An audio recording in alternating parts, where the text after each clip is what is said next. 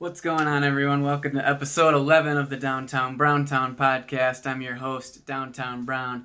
Today we've got a lot to discuss. We're going to go over mainly the Bucks loss to the Brooklyn Nets, 125-123, as well as a little preview of the game tomorrow night against the Lakers. So let's get right into it.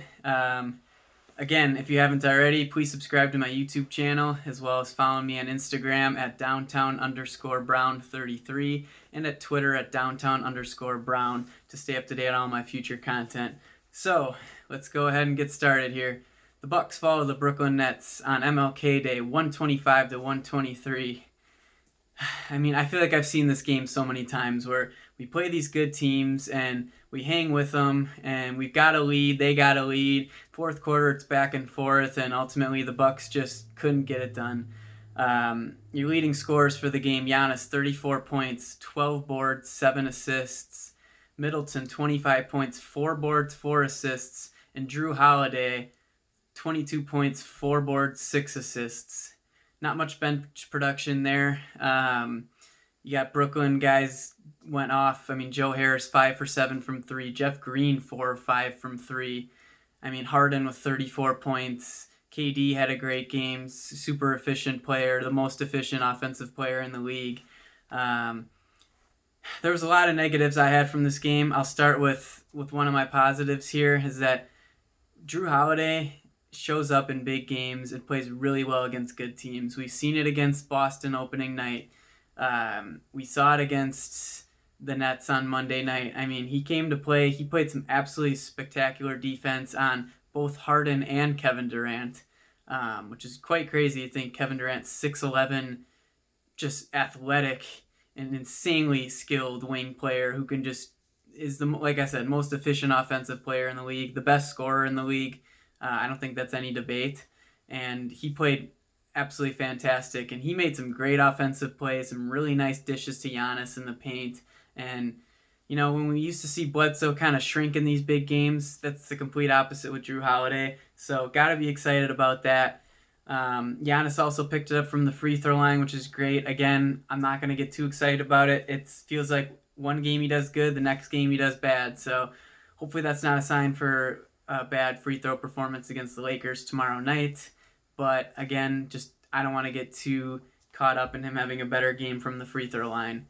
I'm not going to focus as much on the positives. I'm going to focus more on the negatives this game because I saw some things that were very frustrating. Even though I did like some of the offensive scheme changes that Bud made, where Giannis was off the ball a lot and setting screens on the ball handler. That's what he should be doing a lot of the time. I don't like when Giannis runs the offense as much. I feel like there's those times where he just bull rushes and gets to the paint and dunks on someone, but there's just more often than not, it feels like he just takes bad shots or just tries to press too much, offensive foul or something stupid like that. He is so lethal off the ball. And like when you've got that guy coming off of a pick, cutting through the hole, like how are you going to stop that? So I think that's what he should be used for. Jrue runs the offense really well. Middleton also runs it extremely well. So, you know, two of our best 3 players can operate the offense probably at the most efficient rate. So that is what we should be doing. But again, that'll segue into one of my first negatives about the game was Bryn Forbes had a rough game, but I just don't understand why we were running so many pick and rolls as him as the ball handler or as a little dribble handoffs, and he's taking fadeaway mid-range shots. Like, what? I don't understand that. Why is Middleton not running those plays? Why are we not getting Middleton involved in those? He is such an efficient scorer. He's been absolutely fantastic this year. 22 points per game, has definitely gotten better this season, which is just huge for the Bucks. So I don't understand it, honestly. Like, yeah, I know Forbes is a great shooter and you want to get him involved, but he should be shooting more spot up threes rather than dribble handoff fadeaway twos. Like that, we had a stretch there in the third quarter and even the fourth quarter where we were running these plays and it's like these are just wasted possessions. Like we need to run more efficient plays and get the ball in the hands of our best players more often. I just think we try to get these bench guys involved a little too much. They need to space the floor, and when Giannis is driving to the lane and there's a wall coming at him, 3 guys, bam, that's when he dished it out to Forbes, and he should be taking that shot every time he's open. A lot of times he's going to make them. So I just don't understand the philosophy there. I think Bud is doing much better at getting more creative on offense. Like I said, having Giannis run off the ball more, setting picks, being a screener, cutting to the basket, things like that. But I just don't understand why Bryn Forbes is getting all these plays called for him. It just doesn't make sense to me. And it was so many wasted possessions from that. And that segues into my second negative of the game, is just wasted possessions in general. The Bucks, this is always seemed to be their MO of them just, shooting threes 7 seconds into the shot clock. It's like, yeah, when they go in, it's great, but even so, it's not a great shot. Like Giannis coming up, dribbling up to the lane, you can just tell when he wants to shoot. He just has that little body language. He's like that he wants to shoot, and he's gonna have the shot every time. And a couple times he made them in the first half, great threes, but then he airballs one towards the end of the game. It's like those shots are just not efficient. We need to focus on the most efficient type of offensive plays that we can run, and that's not Giannis taking a 3 7 seconds into the shot clock. I don't care if it goes in. Like if he wants to take those threes, take them a little later in the shot clock. Then that puts pressure on your defense when we miss those shots, and then you got to go right back on defense. All our guys got to get back. When you could have ran the shot clock a little more, exhausted them a little more on defense. If the shot clock doesn't go in, fine. Then you get back, play defense, and hopefully get a stop and get the ball back. But it just leads to too many possessions from the other team, and it's just not efficient. And it's not only early threes in the shot clock. There was one play where Dante took the ball up the court, and I think it was like a 1-on-2 or maybe a 2-on-2. Some of our guys were in the backcourt, and he just decides to try and take it to the hole and shoot a little jump stop shot in the paint. It's like, he missed. It's like, dude, why are you doing that? I just don't understand. Like, let the offense build. Give it to Drew. Give it to Middleton. Even give it to Giannis. Let our best players have the ball in their hands and not just be like, oh, I'm up here, I'm just going to go try and attack the basket. It's like, I like the aggression, but you got to pick and choose your battles. And that was just a terrible one by Dante. These wasted possessions really add up in games and ultimately cause us to lose some of these games. I'm not saying that a second quarter, screen or Dante just going to the hole is causing us to lose that game, but these wasted possessions just add up, and eventually, it come to bite you in the ass a little bit. So that was a big negative for me. Just bad plays, bad shots. Just run the offense through our best players and get other guys involved. We need to get guys like Dante involved. We need to get Forbes involved. We need to get Portis involved. Brook Lopez even.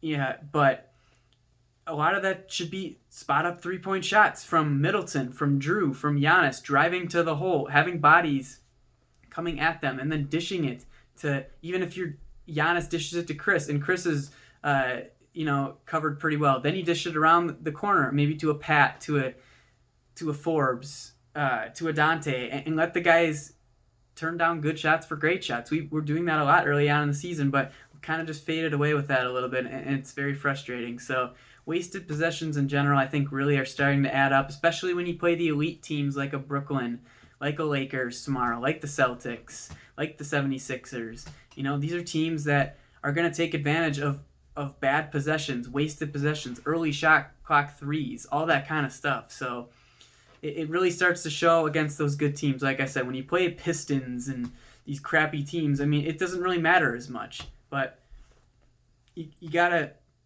treat every possession like it's the last, and I don't think the Bucks do that a lot of times, and it definitely was one of the reasons why they lost this game. Another negative for me is a big one, and I'm gonna have to come back to something I was saying earlier in the season, but it's DJ Augustin. He has been horrendous most of the season, especially this game against Brooklyn. I wish someone could tell me one thing that he did positively in the game, and one thing at all that he's been doing positively throughout the season. He's been in my positives list in past episodes before because he's been making shots and making some good plays for his teammates. But in this game, he was so bad. Like, he wasn't trying to make plays for anyone else. He pretty much just took the ball up the court, dribbled a little bit, and then would pass it. I mean, yeah, he spaces the floor. I guess that's one positive, but he didn't make any shots. 0 for 8 from the field. I mean, he was horrendous, and he's so small. Like, he tries so hard to get his defender off him a little bit and get to the hole and shoot these really tough reverse shots. He's gotten embarrassingly blocked a few times this year, and I mean, he was just so bad. Like, I was calling for them just to take him out of the game because he was literally providing no value. He stinks on defense because he's so small, and on offense, he just has such a hard time getting to the hoop. And when he's not making spot up threes from the corner or what have you, he literally provides zero value. And I was one who was calling for them to sign him in the offseason. I liked what I saw from him in the bubble, especially in that playoff series, Bucks Magic round 1. He looked great. He was scoring at will, making tough contested threes even, and making plays for his teammates. And I guess, I didn't watch enough of his tape or really look closely enough into him to realize that, I mean, I'm not saying that he's a waste, like that was a bad signing or anything like that right now. It looks terrible right now, but we got a whole season here to play out, and he can obviously get better, and I hope he does. We need him to. He's our backup point guard. He's important to this team.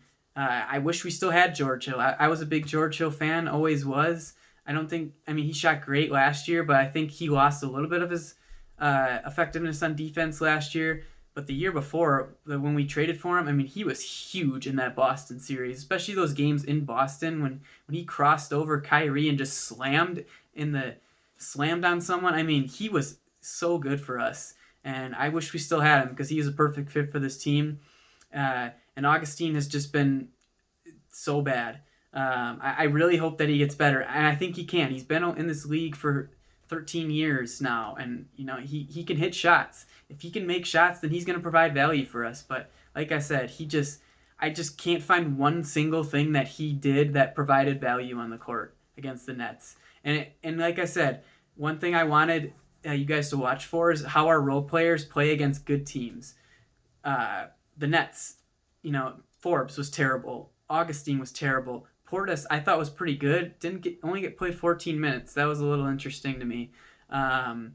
2 for 4 from the field, 7 boards in 14 minutes. That's pretty good. I like his energy off the bench. He could have probably used a few more minutes, but again, I thought Connaughton has actually played pretty well, but still, Forbes, Augustine, terrible in that game. And it's kind of been a little bit of a trend here is that watch for our bench players against good teams. Let's see what they do against the Lakers tomorrow. We're going to need scoring from a Portis, Forbes, Augustine, Connaughton. 2 of those 4 guys, if we need some scoring production from them to win these games, because when some of our studs are out, we got to call on these guys to make shots for us, and they haven't been consistently, especially against good teams. So I hate to come at DJ Augustine here, I really do, but he's just, I hate to say that he's been bad, but he's been terrible. And we need him to step up, and he's our backup point guard. He's going to get minutes regardless, unless we somehow pick up someone else throughout the season, but I don't know what the chances of that are. So, again, it's just one game. He's had flashes. I've seen them, but man, was that a bad game. And it's just hard to play a guy when he's playing that bad. So, look for him to step up tomorrow. I really hope he does, and I think he can. He's been around quite some time, so hopefully I can talk about DJ Augustine in the next episode with a positive and go from there. So my last thing is just more of a general thing with the Bucks, and it kind of comes to this good team, bad team thing, is that the Bucks really haven't beat anyone good this year, and that's very concerning to me. Their best win was against Miami when they broke the NBA three-point record with 29 threes, I think it was. But they lost to the Heat that next game. They lost to the Jazz. They lost to the Celtics. They lost to the Nets on Monday. We've beaten Detroit, 3 times now. We've beaten a bunch of junk, pretty much. So, Dallas, yeah, that was a good win, but they didn't have Finney Smith, Powell, or Maxi Kleba, 3 of their best defenders, and big guys as well. So, I'm not saying that's a bad win, but it wasn't a great win. They should have won that game at home. So it's concerning to me. Like I said earlier on in the episode here, I've seen that Brooklyn game so many times where it's like the Bucks play a good team. They're playing them great. I mean, that was such a crazy back and forth game, especially with 5 minutes left in the third quarter when Brook Lopez hit that three, I think, to tie it up. I mean, it was such a great back and forth duel. And if that shot by Middleton at the end just falls in, and it was in and out. I mean, it was that close for me to have a lot different of an outlook on this game, but it's not that one play that would have changed my outlook, win or loss. It's just the Bucks need to beat these elite teams and win these games that they're close in. I mean, there were a couple stretches in the game where Brooklyn was up, I think, 8 sometime in the 8 minutes left in the fourth quarter, something like that, and I was feeling down about it. I was like, I don't know if I like our chances here. KD's heating up. Harden played great in the fourth quarter. I mean, that team's going to be very, very tough to stop, and I don't know how they're not. They are the favorites in the East. I mean, they have 3 of the best offensive players in the league on that team. I mean, they're going to score points. Joe Harris absolutely lights it up from 3. Jeff Green has looked pretty damn good this year. They got shooters. They got players. I mean, yeah, is their defense elite? No, definitely not. But when it comes playoff time, those guys are going to play their ass off on defense, and they're going to be able to make stops. They're a team that they can get a stop when they need it. So it's going to be tough. You know, the Bucks have to eliminate those wasted possessions like I talked about before. Play a more efficient style of offense. Not give up so many easy threes. I mean, it's tough. You know, the Bucks shot 43% from the field in that game, 30% from 3. The Nets shot 55% from the field, 48% from 3.